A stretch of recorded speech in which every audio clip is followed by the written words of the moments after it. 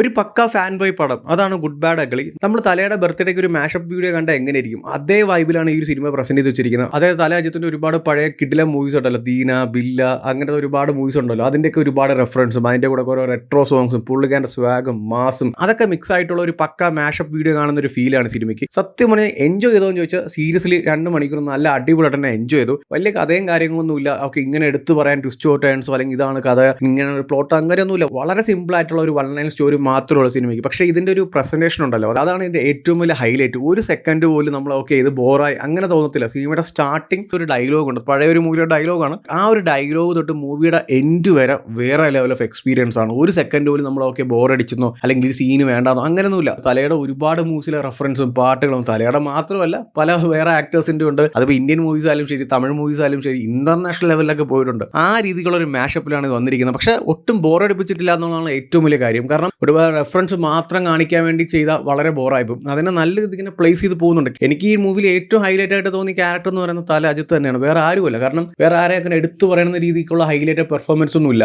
ആകെ ഉള്ളത് വണ്ണാനുള്ളി അജിത് കുമാർ. പുള്ളിക്കാരൻ ആ ഒരു വൈബും ആ സ്വാഗും എല്ലാം വളരെ നൈസാണ്. പുള്ളിക്കാരൻ സ്ക്രീനിൽ വന്ന് നിൽക്കുമ്പോൾ തന്നെ വേറെ ലെവൽ ഓഫ് എക്സ്പീരിയൻസ് ആണ്. ഡയലോഗ് ഡെലിവറി ശൈലി, പുള്ളിക്കാരൻ്റെ നോട്ടോ ആയാലും ചുമ്മാ കൊണ്ടിങ്ങനെ അങ്ങനെ ഫ്രെയിമിൽ വെച്ചാൽ മതി, ലെവലായിട്ടുള്ളൂ. ഒരു പക്ക ഫാൻ ബോയ് ഫാൻസിന് വേണ്ടി മാത്രം ചെയ്ത സിനിമ, ഒരു ഡൈഹാർഡ് ഫാൻ ബോയ് ഫാൻസിന് വേണ്ടി മാത്രം ചെയ്ത സിനിമ. അല്ലാതെ അവൻ്റെ ഫാമിലിയായിട്ടൊക്കെ പോയിരുന്ന് കണ്ടു ലോജിക്കായിട്ട് ചിന്തിച്ച് ഇതെന്താണ് ഇങ്ങനെ, അതെന്താണ് ഇങ്ങനെയൊക്കെ നടക്കുമോ, ക്യാരക്ടേഴ്സും മറ്റേ റെഫറൻസ് ഒക്കെ വരുമ്പോൾ ഇതിനൊക്കെ എന്താ ആവശ്യം അങ്ങനെയൊന്നും നോക്കാതെ ഒരു പക്ക ഫാൻ ബോയ് സംഭവം എന്ന മൈൻഡ് സെറ്റിൽ കാണുവാണെങ്കിൽ അടിപൊളി എക്സ്പീരിയൻസ് ആണ്. ഞാൻ എൻജോയ് ചെയ്തതെന്ന് ചോദിച്ചാൽ സീരീസിൽ നല്ല രീതിക്ക് എൻജോയ് ചെയ്തു. ഒരു പക്ക ലോക്കൽ തിയേറ്ററിലും മറ്റേ ഫാൻസിൻ്റെ ഒക്കെ ഇരുന്ന് കാണുമ്പോൾ വേറെ ലെവൽ വൈബായിരിക്കും. സീരീസിൽ എടുത്തു പറയാം. അല്ലാതെ OTT-യിലൊക്കെ വന്ന് നിങ്ങൾ കാണുവാണെങ്കിൽ വെറും ഷോ ഒരു എക്സ്പീരിയൻസ് ആയിരിക്കും. നമ്മൾ റീസെന്റ് ഇപ്പോൾ ഗോട്ട് പോലും ഒരുപാട് റെഫറൻസ് ഒക്കെ ഉണ്ടായിരുന്നല്ലോ, അതുപോലൊക്കെ തന്നെയാണ് ഏകദേശം. അതായത് പഴയ ഒരുപാട് മൂവീസിന്റെ റെഫറൻസും പാട്ടും പരിപാടി, അതായത് അജിത് കുമാറിന്റെ തന്നെ പഴയ മൂവീസിലെ പാട്ടുകളും അതൊക്കെ നല്ല രീതിക്കാണ് പ്ലേസ് ചെയ്തിരിക്കുന്നത്. ബോറടിപ്പിക്കുന്ന സീക്വൻസ് ഒന്നും അങ്ങനെ എനിക്ക് വന്നില്ല. ചില ക്യാരക്ടേഴ്സ് മാത്രം, അത് ഏതാണെന്ന് പറയുന്നില്ല, കുറച്ച് ക്യാരക്ടേഴ്സ് മാത്രം ചെറുതായിട്ട് വേണ്ടാത്ത പോലെ എനിക്ക് തോന്നി. പക്ഷെ ബാക്കിയെല്ലാം അടിപൊളിയായിട്ട് തന്നെ ചെയ്തിട്ടുണ്ട്. വളരെ സിമ്പിൾ ആയിട്ടുള്ള സ്റ്റോറി, പക്ഷെ അതിന്റെ ഒരു പ്രസന്റേഷനിൽ ഭയങ്കര മാസ് മസാല എലമെന്റ്സ് ഒക്കെ ആഡ് ചെയ്ത് ഭയങ്കര റെഫറൻസും അല്ലെങ്കിൽ എന്ത് പറയുക ഒരു കളർഫുൾ